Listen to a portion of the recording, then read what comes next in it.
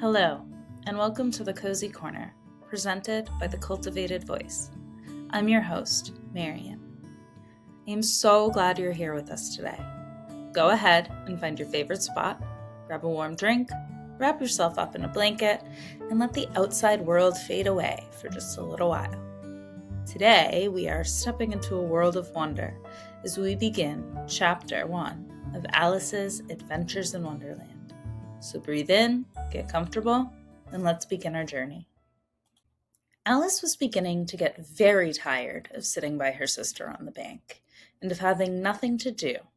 Once or twice she had peeped into the book her sister was reading, but it had no pictures or conversations in it. And what is the use of a book, thought Alice, without pictures or conversations? So she was considering in her own mind, as well as she could, for the hot day made her feel very sleepy and stupid, whether the pleasure of making a daisy chain would be worth the trouble of getting up and picking the daisies, when suddenly a white rabbit with pink eyes ran close by her. There was nothing so very remarkable in that, nor did Alice think it so very much out of the way to hear a rabbit say to itself, oh dear, I shall be too late." When she thought it over afterwards, it occurred to her that she ought to have wondered at this. But at the time, it all seemed quite natural.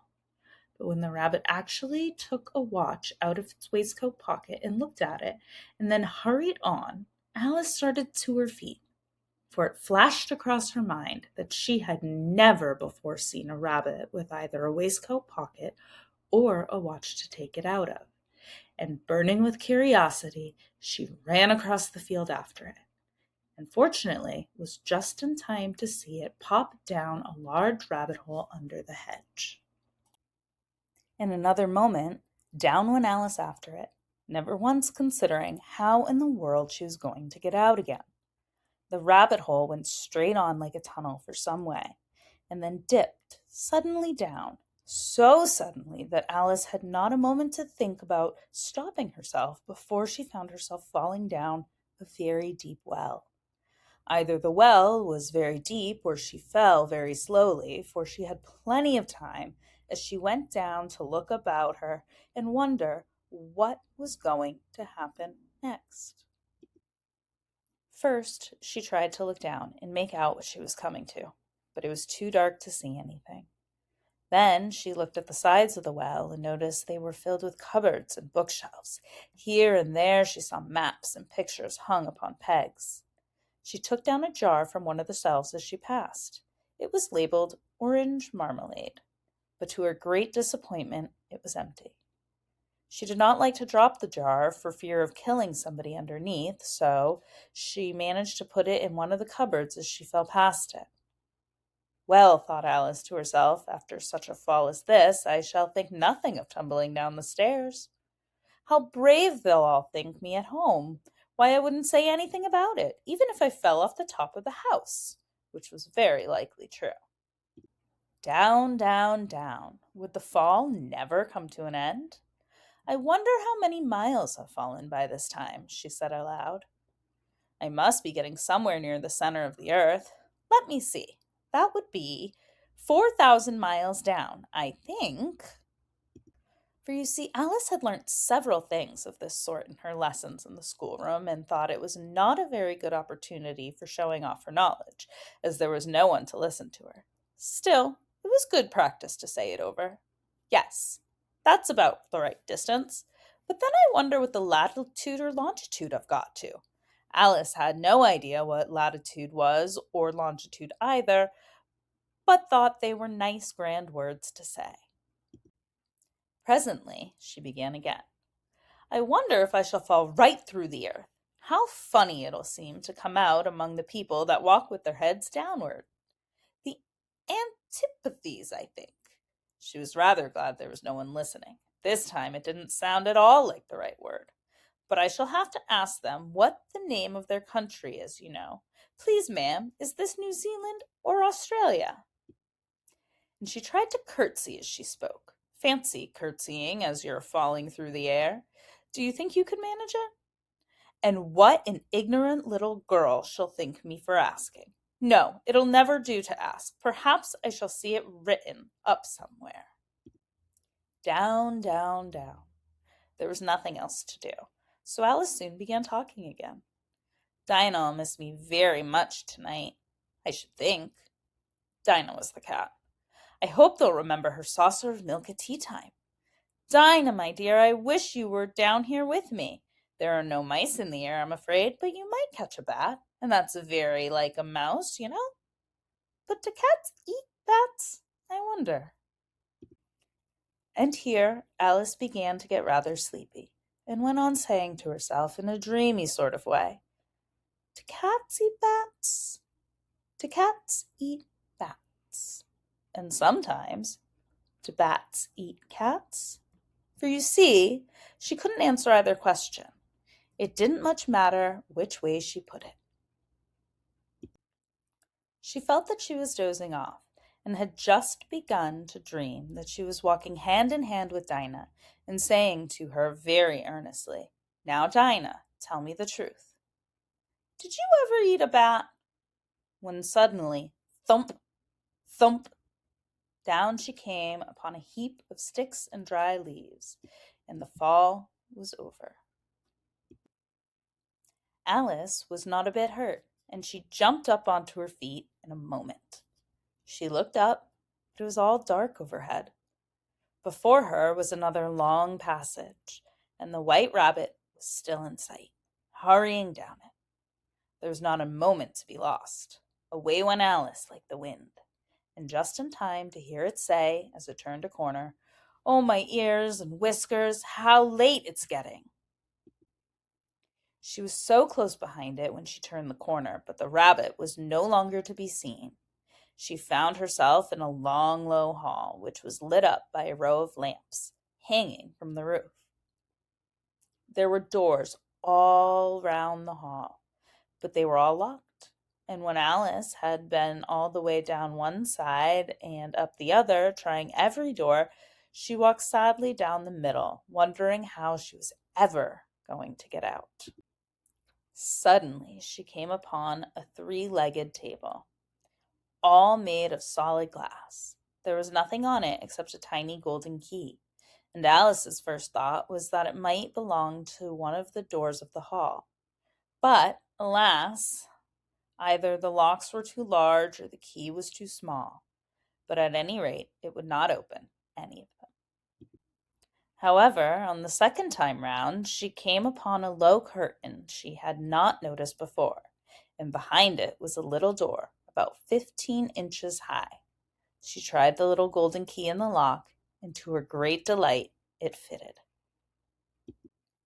Alice opened the door and found that it led into a small passage, not much larger than a rat hole.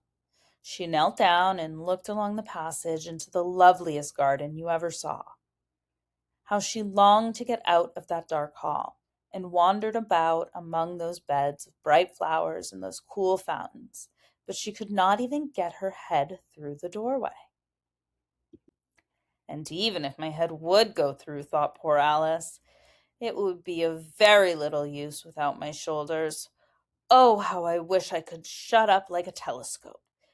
I think I could, if I only knew how to begin. For you see, so many out-of-the-way things had happened lately that Alice had begun to think that the very few things indeed were really impossible. There seemed to be no use in waiting by the little door, so she went back to the table, half hoping she might find another key on it, or, at any rate, a book of rules for shutting people up like telescopes.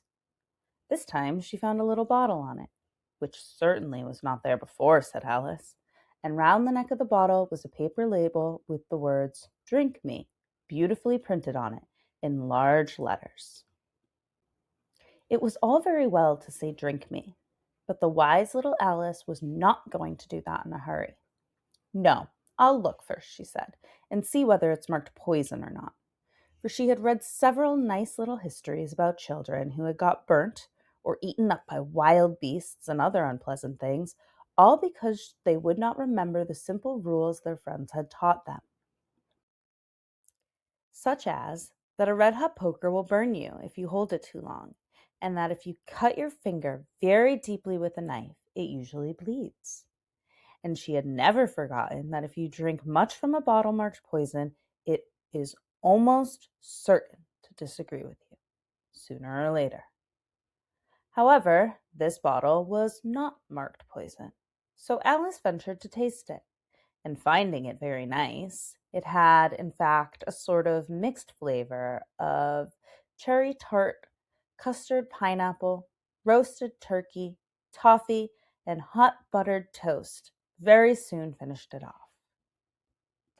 What a curious feeling, said Alice. I must be shutting up like a telescope. And so it was indeed. She was now only 10 inches high, and her face brightened up at the thought that she was now the right size for going through the little door into that lovely garden. First, however, she waited a few minutes to see if she was going to shrink any further. She felt a little nervous about this, for it might end, you know, said Alice to herself, in my going out altogether, like a candle. I wonder what it should be like then. And she tried to fancy what the flame of a candle is like after the candle is blown out, for she could not remember ever having seen such a thing. After a while, finding that nothing more happened, she decided on going into the garden at once. But alas, for poor Alice, when she got to the door, she found she had forgotten the little golden key, and when she went back to the table for it, she found she could not possibly reach it. She could see it quite plainly through the glass, and she tried her best to climb up one of the legs of the table, but it was too slippery. And when she had tired herself out with trying, the poor little thing sat down and cried. Come, there's no use in crying like that, said Alice to herself, rather sharply. I advise you leave off this minute. She generally gave herself very good advice, though she very seldom followed it, and sometimes she scolded herself so severely as to bring tears into her eyes. And once she remembered trying to box her own ears for having cheated herself in a game of croquet she was playing against herself. For this curious child was very fond of pretending to be two people. But it's no use now, thought poor Alice, to pretend to be two people. Why, there's hardly enough left of me to make one respectable person. Soon her eyes fell on a little glass box that was lying under the table. She opened it and found in it a very small cake on which the words, "Eat me," were beautifully marked in currants. Well, I'll eat it, said Alice, and if it makes me grow larger, I can reach the key. And if it makes me grow smaller, I can creep under the door. So either way, I'll get into the garden, and I don't care which happens. She ate a little bit and said anxiously to herself, which way, holding her hand on the top of her head to feel which way it was growing. And she was quite surprised to find that she remained the same size. To be sure, this generally happens when one eats cake, but Alice had got so much in the way of expecting nothing but out-of-the-way things to happen that it seemed quite dull and stupid for life to go on in the common way. So she set to work and very soon finished the cake. Key words from today's reading. I peeped, looked quickly or secretly. Remarkable, unusual, surprising, or worth noticing. Dipped, dropped downward suddenly. Disappointment, sadness when things don't go as expected. Ventured, dared to try something a little risky or uncertain. Scolded, spoke angrily to someone or oneself because of a mistake. Anxiously, in a worried or nervous way. Listen to the words and repeat after me. Conversations. Conversations. Good job. Curiosity. Cure, e, os, I, t. Curiosity. Great work. Waistcoat. Waistcoat. Notice the T in waistcoat is often very silent when native speakers say it quickly. Here's a 2-question quiz Here's an from interactive today's quiz. reading. Go ahead and write your comments Why below. did Alice follow the white rabbit? Was it A, Here's an interactive it was running quiz. away from the cat? Go ahead and write your comments B, below. it took a watch out of its waistcoat pocket? C, Here's an it interactive called her quiz. name? Go ahead and write your comments below. Question 2. What did Alice find on the Here's an shelves while interactive falling? quiz. Go ahead and write your comments below. A, books, maps, an empty jar of marmalade? Here's an interactive quiz. B, Go keys ahead to a and write secret your door? comments below. Or C, clothes and shoes? Here's an interactive Write your quiz. answers in the Go comments ahead and below. write your comments below. Thank you so much for listening. Leave your quiz answers in the comments section below, and I will check them for you. If you love this cozy story lesson, hit the like button and subscribe so you don't miss chapter 2. See you in the next episode.